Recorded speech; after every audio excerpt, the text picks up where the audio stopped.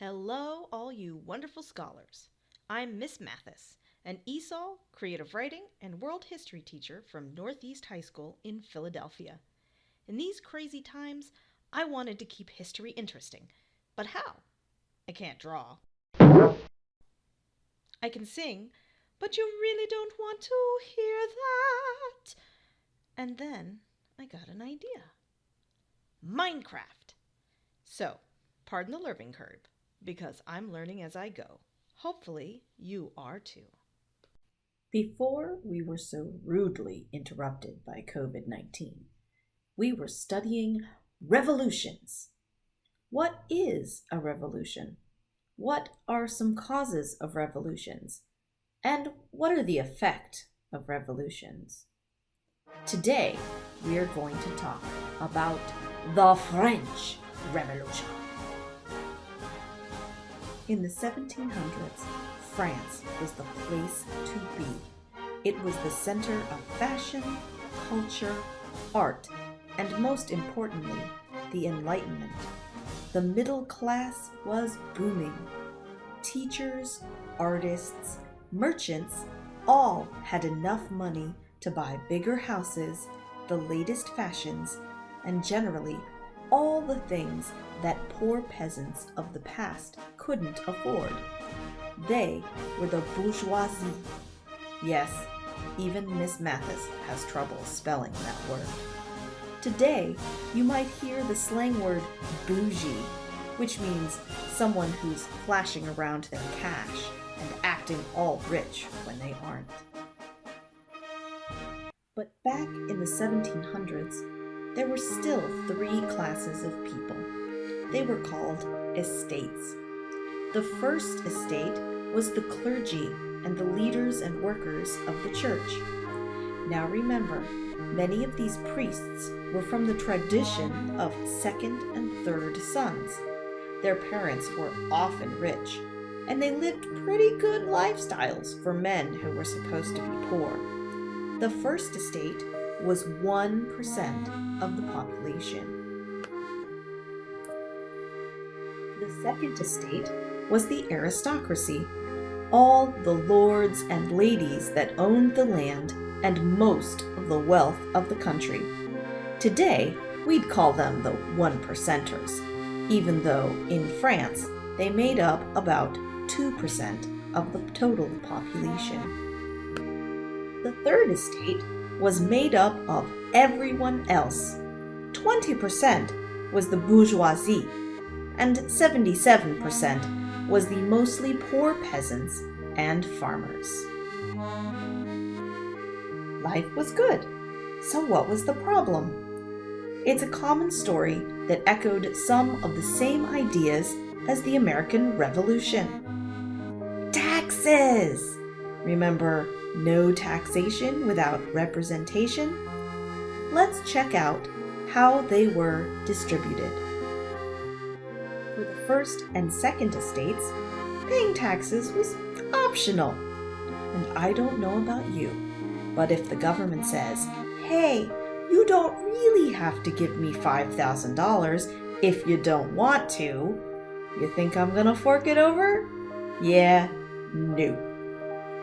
But for the third estate, if you didn't pay your taxes, they came after you, put you in a debtor's prison, and took all your stuff. Not optional. When King Louis XVI needed more money to fight some expensive wars, he needed to raise taxes. His idea was good. He wanted to make taxes on the richest second estate not optional. Finally, they would pay their fair share. The first estate said, sure, no problem. The third estate said, sure, no problem. The second estate said, WTF, we need to have a meeting about this. We have learned from the Enlightenment that everyone should have a say in their government. Let's vote.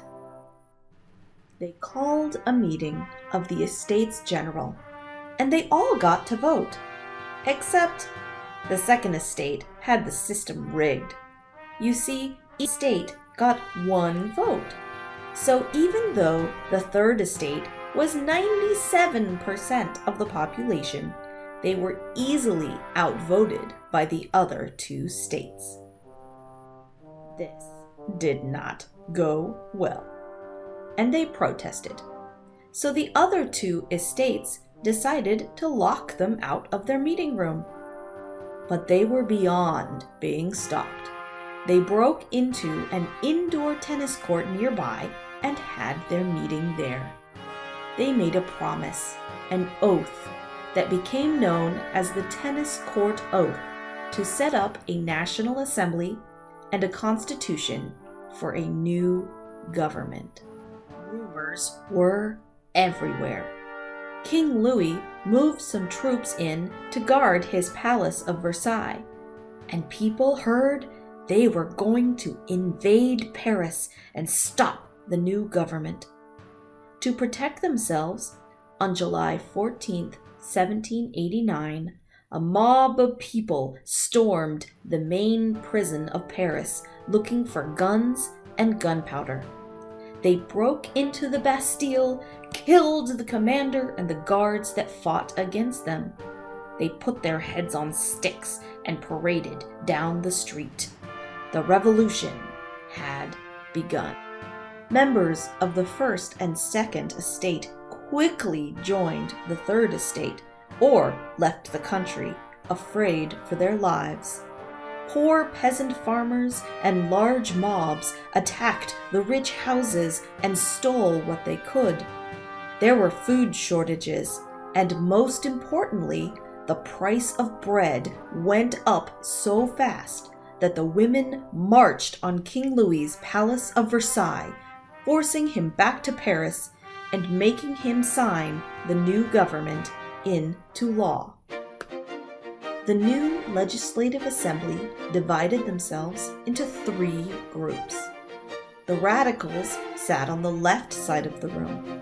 The moderates sat in the middle of the room. And the conservatives sat on the right side of the room. Even today, people talk about the left and the right.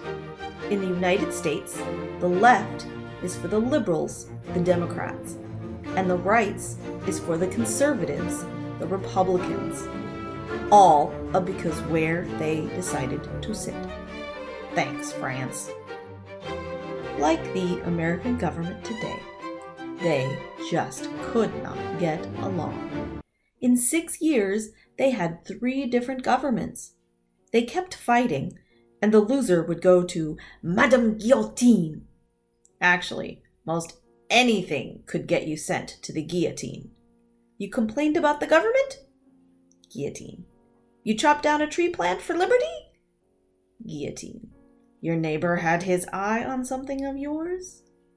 Yeah. Guillotine. It was rightly called the Reign of Terror, led by a man named Robespierre. What happened to Robespierre? Yup. After sending thousands of people to the guillotine, he got his head chopped off, too. After Robespierre, a group of 5 men took over called the Directory.